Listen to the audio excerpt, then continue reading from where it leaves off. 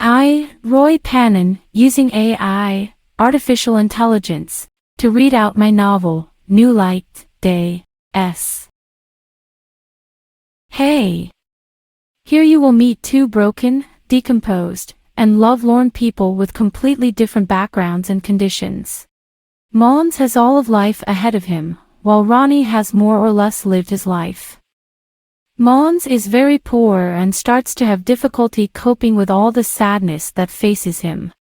And Ronnie is a famous and rich writer who struggles every day with his depression. Together they become what the other seeks and needs. They become each other's valuable puzzle pieces. Unconsciously, they not only prevent the other from taking their life, they also become a doorway to something new. A new light with fantastic opportunities is born, and they make each other happy. Their meetings with Contact must take place on Ronnie's terms, in secret. And he doesn't want Mons to know who he is. Because he cannot establish a new contact with Friendship and then betray him, by committing suicide. To take his life, he will do sooner or later. He certainly knows that. This with Mons falling into his life, he just wants to see as a little stop on the road. A break. Blurb. Today, a teenager and a soon-to-be pensioner will take their lives. But their fate wants something else. And two tragedies instead become two turning points of light. Life around Mons, 15 years, has since begun to collapse. And when Emma, 16, ends, it becomes too much. He no longer wants to live and decides to throw himself in front of a train. But he is stopped by the well-known and wealthy writer Ronnie, 63, who shows up masked to his face. Ronnie is very downhearted and depressed.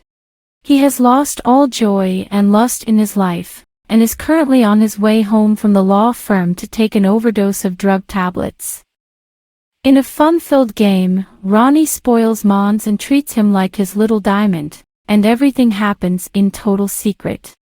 Ronnie doesn't want to show Mons who he is. For more information and sample reading, see www.panen.se.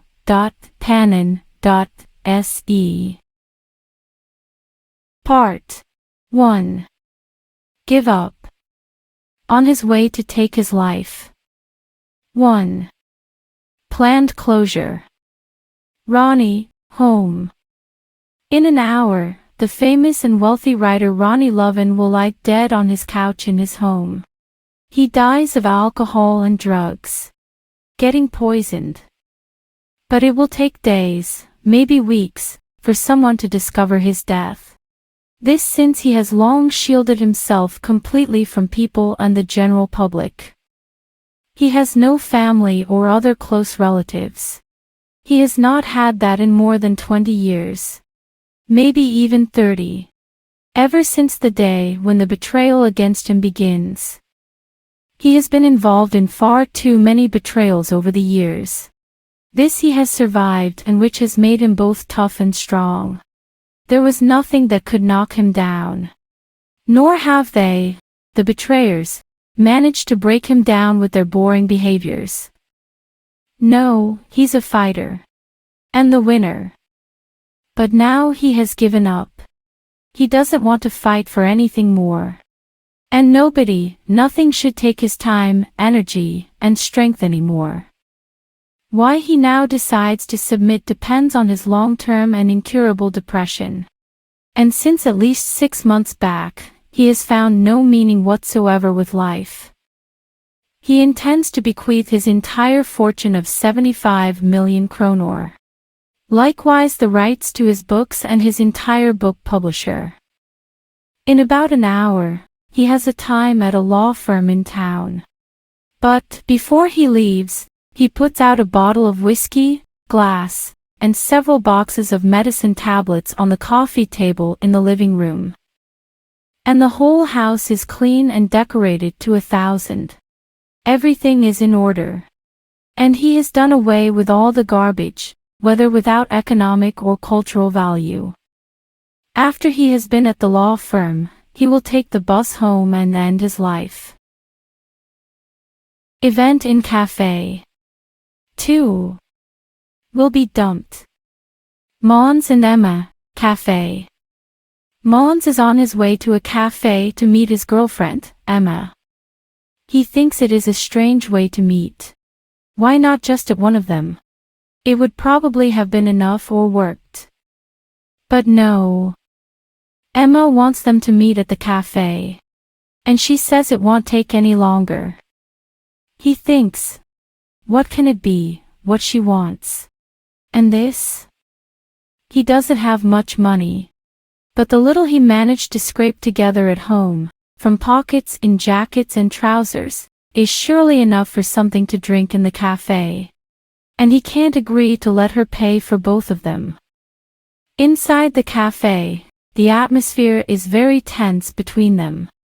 She has asked for a meeting here, because she intends to end. And he expects her to have something really big to tell.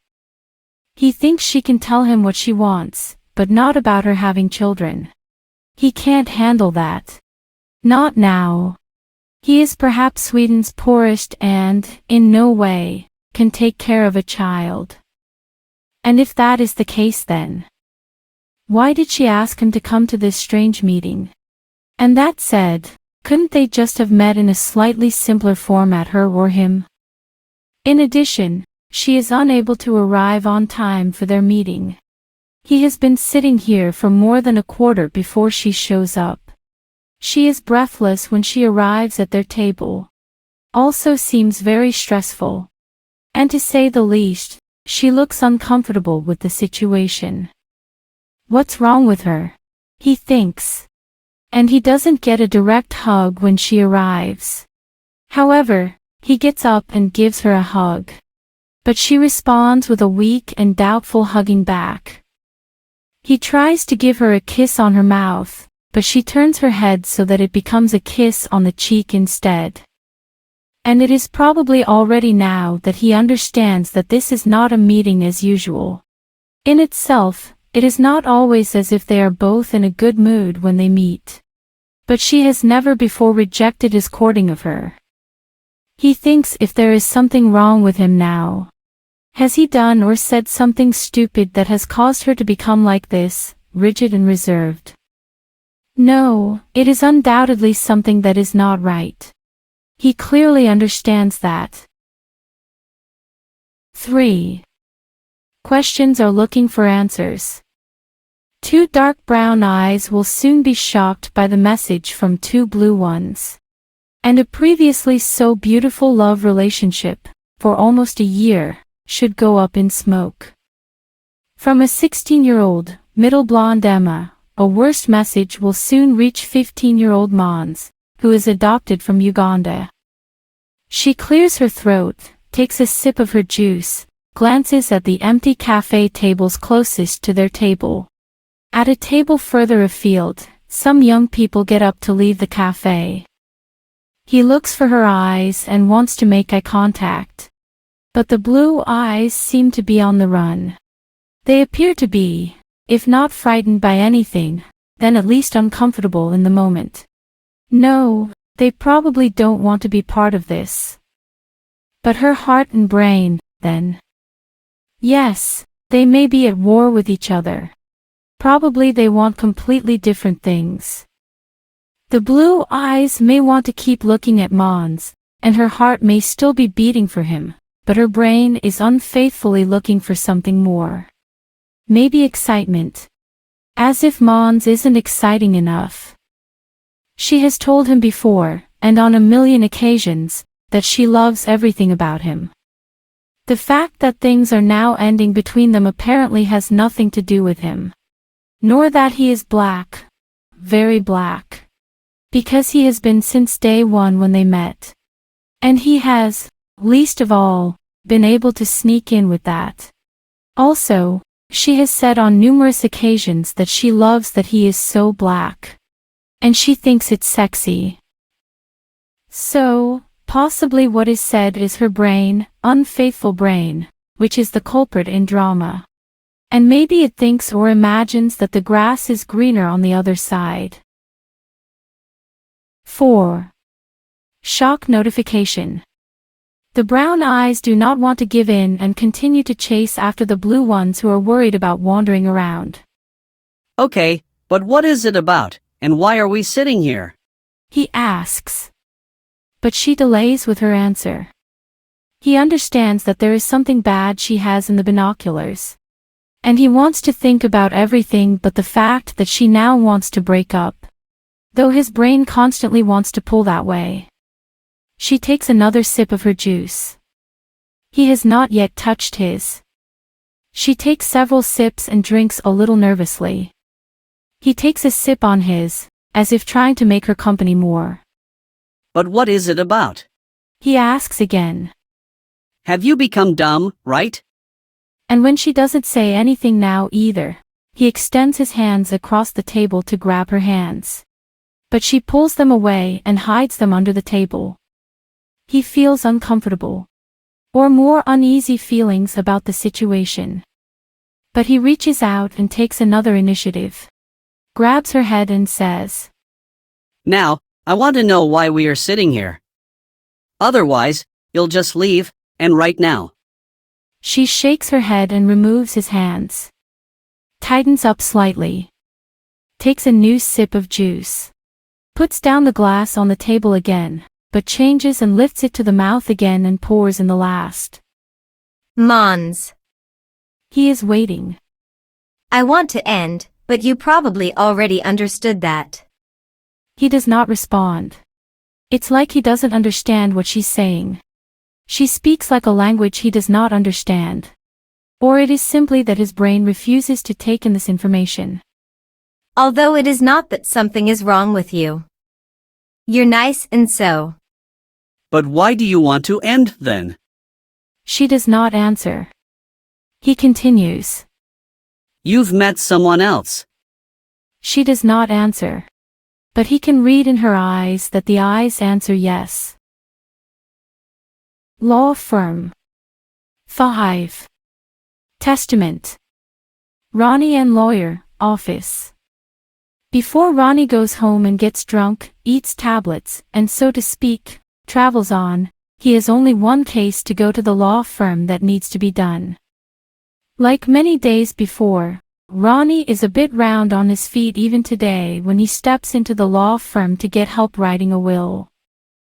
He intends to bequeath his entire fortune of $75 million to various aid organizations that are trying to make life a little more bearable for both humans and animals. Some of the testament also go to save some of the rainforests that still remain. Without it, which is like the Earth's lungs, all life on this planet will soon end. The lawyer is used and very knowledgeable when it comes to formulating a testament. It won't be long before Ronnie gets a written testament in his hand. The lawyer asks if there are no survivors who can inherit him. But Ronnie has no children. He has a child in himself, but only on paper. He has never felt loved or appreciated by this child. So, with that, he has no children. This may be due to an old conflict with the child's mother, with whom he was once married. But he changes and asks the lawyer to add 2,000 kronor that this child can inherit on paper. And something more he feels he is not worth. Then he says he has 3 siblings, 1 sister and 2 older brothers.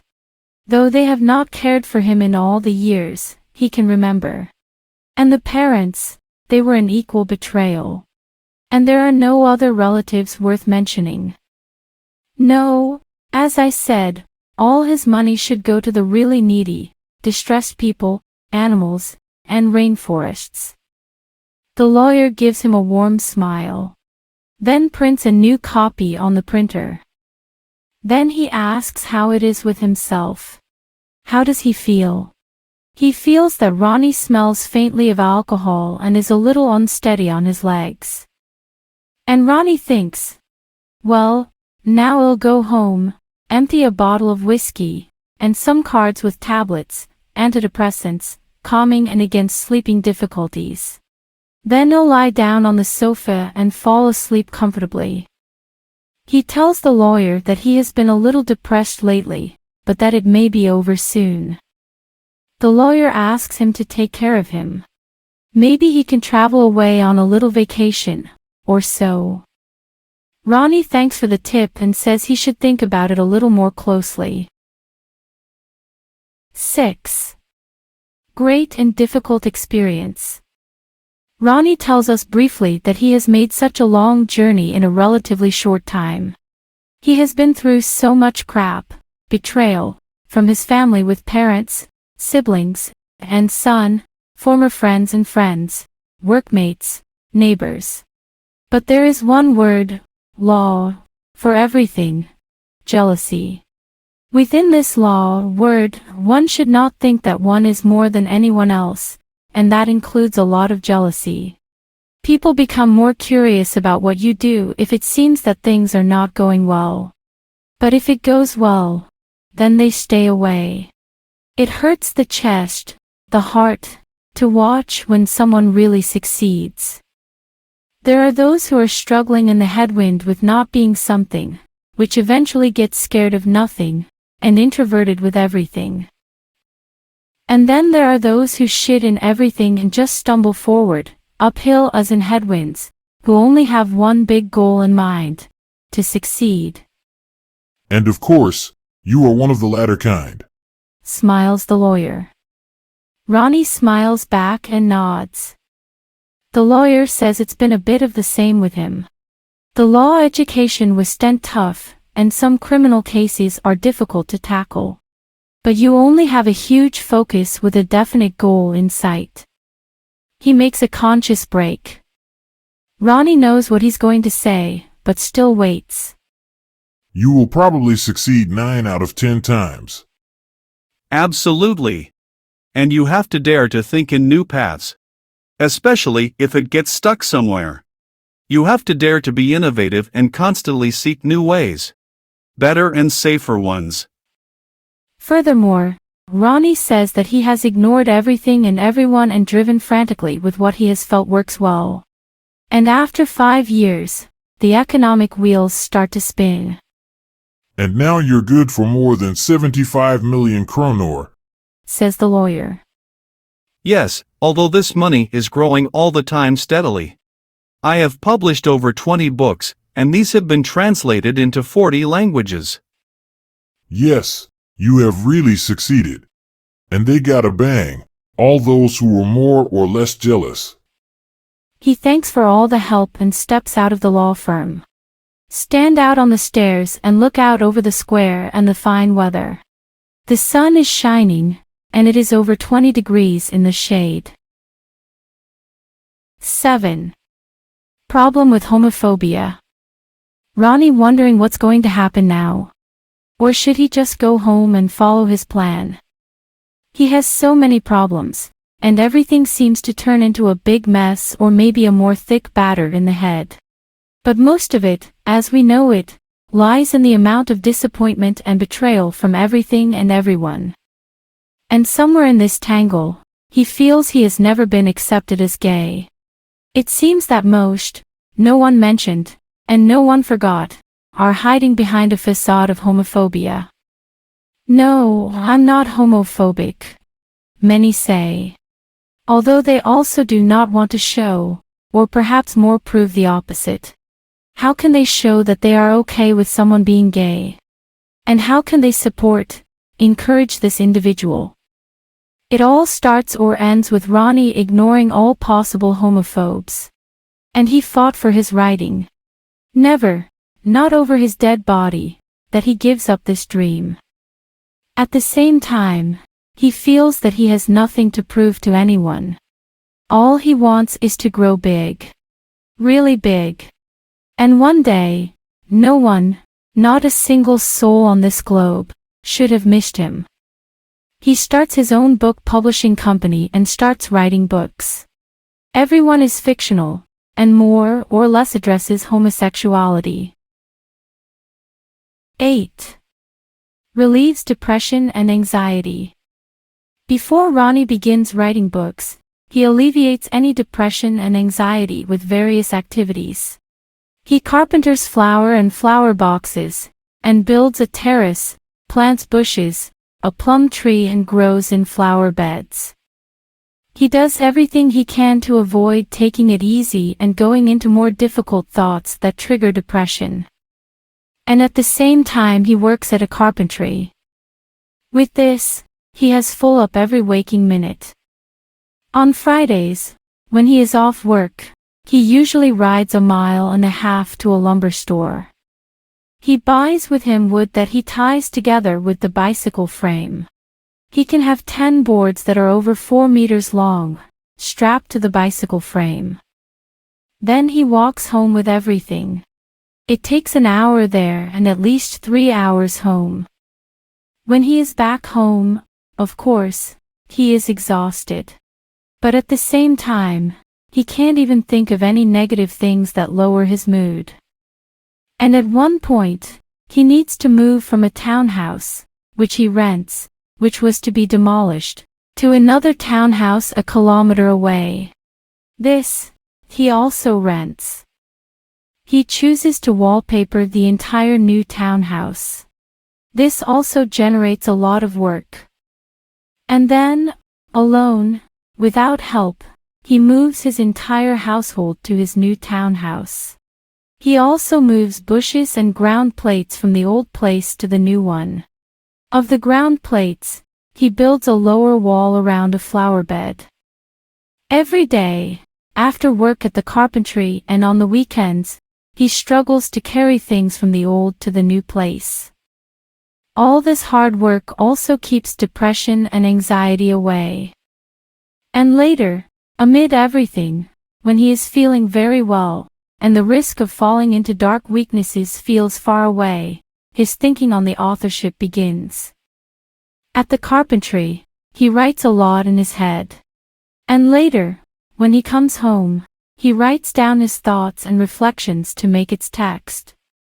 Everything rolls forward. His joinery and plantings are paused, and he writes his first book. He starts book publishing, website, and publishes books. There is so much around all this that he soon feels like the worst 1000th artist. And of course, the working ant as all this happens in his spare time, after work at the carpentry. But later, it turns out that depression and anxiety are coming back. Then he deafens it with junk food, sweets, and alcohol. He writes books, comforts, and drinks alcohol. There is so much work in many ways to continually find new ways to get around the depression and anxiety. And most of it is about betrayal to him. What has not been possible to do something about, but just leave it behind. He has had to try to find new ways and ways to move forward continually. 9. Famous and wealthy. Today he is famous and wealthy, but has long since crept into his shell against the outside world. He knows lots of people around Sweden and the world, but he has no real friends. Someone who doesn't take him for his fame, celebrity, and money. Although he has ignored this too, he has only cared about one thing, writing books. And in the end, writing becomes like a medicine, or more like a drug that he must have. And for every new reader he manages to convince, or even conquer, feels like another confirmation of who he is, that he is talented, and that everything he does with his artistry makes a difference. Perhaps there are now many who feel both joy and comfort in his books. But surely also in different ways, strength and courage, to dare and have the strength to take hold of what is theirs. This one is sometimes called a problem. But if you dare to face and tackle the problems, you can also turn them into opportunities. 10. The road to alcoholics. He suppresses all stress, anxiety, and depression with lots of good food during the previous trip and switches to more unhealthy food, sweets, and snacks. And soon, he is expanding this addiction with alcohol. This will quickly prove that he is becoming an alcoholic. But before this has gone too far, he tightens himself and rises from everything. And on this path, he writes yet another book, which has a greater impact than the previous ones. With this book, his career is turning upwards, and he is seriously starting to make money. But as I said, his depressions have caught up with him and he's hitting the wall hard. He often thinks about what he should have all the money and fame for, when he is so lonely and unhappy. Sure, with his money and fame, he can get the most he wants. But you can't buy love. In any case, no real one. A little while ago, he began writing his memoirs, which were also intended to be a suicide novel. But he soon gets so down in the threads that he has to stop writing. And now he has been drinking alcohol regularly every day for months. At first, the alcohol works. It suppresses all anxiety and gets him happy and in a good mood. But it does not last more than a couple of weeks, and then it starts to have the opposite effect. The more alcohol he drinks, the more downhearted and depressed he becomes. Soon, he wakes up every night, after only an hour of sleep, and has tremendous anxiety. But as I said, now he has given up. He is tired of life and intends to submit in just a moment. There will be no memoir book. He has put it down. He can't bear to write about all the misery he has gone through and when he feels so bad. 11. Recently in the law firm. Earlier, the lawyer asks how Ronnie is doing. He thinks Ronnie looks tired and worn out. Maybe he may need to go on a vacation or so and get some rest, he suggests. He also asks how the writing is going. If he has a new book in progress. And what should Ronnie answer him? That it was completed for him and that his life ends today. That he has been much down and depressed for a while. That all the tablets he received from different doctors only make him shut down and numb. And that no psychologist in the world can help him get rid of all the disappointment he knows from everyone, who to some extent, has made him feel so bad. Sure, he would have to make new friends and find love. But it is too tricky as he can no longer trust anyone.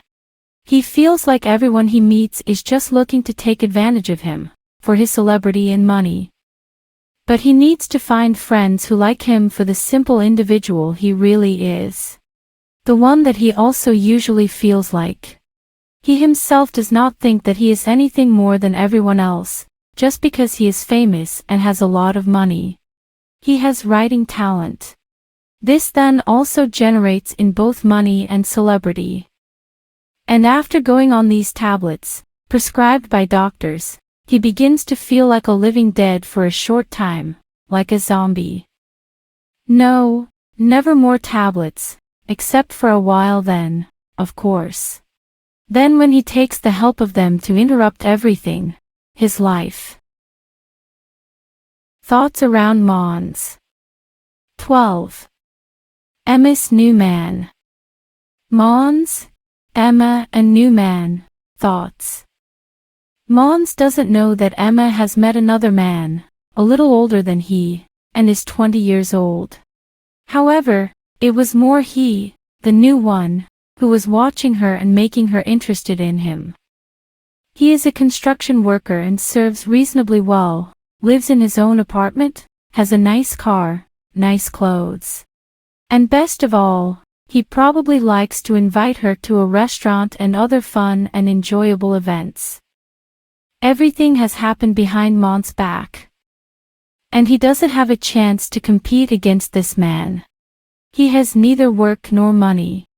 Neither has his own apartment, nice car, expensive clothes, and everything else her new man has, which he does not have. Besides being very black in the skin and being reasonably tall, 185 centimeters, he is also very good looking. Though her new man might as well be handsome. And when it comes to sex, he and Emma haven't had the slightest problem. They have been able to have intercourse several times in one evening even. And she has never complained. No, it was probably more to get a little spoiled, as she falls for the new man. He watches her every day and doesn't give up until he has her on his hook. Another thing that can be revealed here as well, and that is that Emma thinks Mons is a little too young for her. A 4-year older man feels better. She also feels that Mons is immature and a bit childish at times. Maybe the new man simply has a more exciting life to offer her to join. He may have a large and fun family, with siblings, which she thinks is fun. Mons himself has no siblings. No uncles or aunts on the adoptive mother Veronica's side. But on the adoptive father Arvid's side, there are siblings. Although they are a bit boring and Veronica does not meet them. And the adoptive father we know is dead for several years. And when it comes to the adoptive mothers and the adoptive father's parents, no one is in any way funny or otherwise interesting. They are equally boring, the whole bundle. And Mons doesn't care that much about meeting them. The drama continues. 13. Bad odds. Mons and Emma, cafe. And so far, we can only state that for Mons, all odds point downwards, in Emma's case. But all this he does not know and will never know. As I said, she doesn't want him any harm. Although she no longer loves him, as before.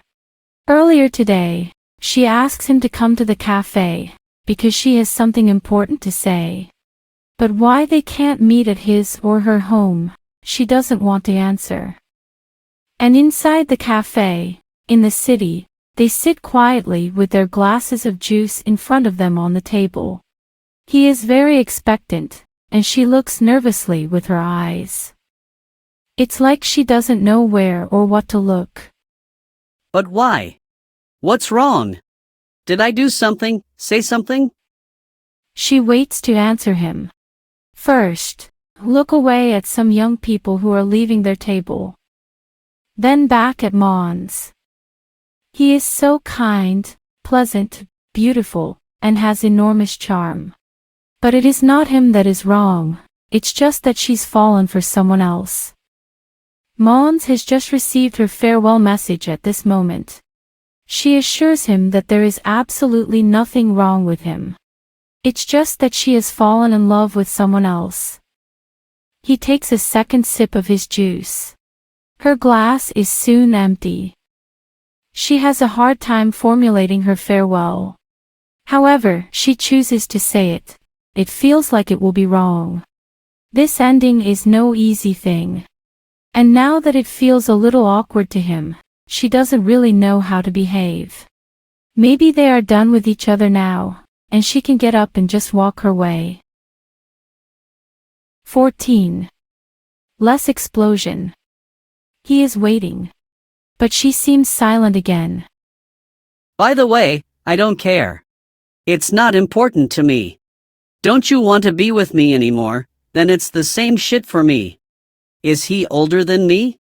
White? Swedish? Does he have a lot of money? Bigger cock? The last thing was perhaps unnecessary. Although he knows he is well equipped himself. But she may not care about the size. Money is more important. But he gets no answer. She's not just silent again. She seems cold too. Turned off. Mentally, she has already left. And Mons continues. Is he good looking, and does he have something I don't have? Is he better at hugging, kissing, fucking? It hurts so much, and he gets incredibly sad. And shocked, confused, and despairing, he gets a minor outbreak. Don't really know what he's doing. It just happens as in a reflex. In a swift motion, he raises his almost full juice glass in his hand and hurls the juice straight at her face. She shrugs. The juice splashes her down completely. The table also gets its share, which runs down to the floor. And now she's the one who gets a minor shock. She should have expected that he would respond to her message. But not that he would do this. She definitely thinks that he was both childish and immature. But she doesn't say anything. Not in her defense either. Just receiving his little cold shower, like he is entitled to this. And now there is a guaranteed end between them. But in the next second, she will have a minor outbreak. In a movement as fast as his, she gets up from the chair, stretches across the table, and slaps him across the face with the palm of her hand with a huge bang. He's not doing anything. Just receive her bang with anger. Thinks that now they are completely done with each other. However, all this does not depend on a glass of juice and a slap in the face. No, it's obviously about so much more. He follows her with his eyes as she pulls off her cotton jacket from the chair. But she doesn't put it on. He follows her with his gaze as she exits the cafe. Right now, he doesn't know anything anymore, what to think, feel, or even hope. There is no more now. It's like everything has ended. In some way, it feels like life has also ceased to apply. He doesn't exist anymore. Only a nasty body has been left inside a cafe. He drops his head. Suddenly, someone knocks on the window pane. He looks up and sees her standing outside. She looks completely unmoved. Indifferent. Don't care about him anymore. And she touches her mouth, miming and trying to say something. Surely, he would hear what she said if she just let the words out. But he reads on her lips that she wants to say sorry. Sorry for what? He thinks. Because she is now a big shit pile that has done and still does to him, with her betrayal. She pulls out a pink lipstick from her jacket and writes, "Sorry," in uppercase letters and backward on the window pane. This moment, the meeting in the cafe, is probably the worst of his life. She never says goodbye inside the cafe. Not now, either. She doesn't even wave at him before she turns around and leaves. And he follows her back as she disappears. He is still in shock. 15. Enormous sadness. Mons, cafe. All sadness means that he does not know what to do. And what should he think or do? Everything is like a blank, cold, and black hole. Right now, he doesn't want to live anymore. Life hurts so much. And how will he deal with this pain? Why doesn't she want him anymore? What could he have done wrong? He does not want to cry inside the cafe and gets up and goes out. It is so difficult to take in, understand, and manage. She asks him to come and meet her inside this cafe. And then she ends, and his whole world collapses. He asks himself, what is the meaning of everything, of this, of life? Right now, it feels like he doesn't want to live anymore. And outside the cafe, tears come. He lets them run as they please.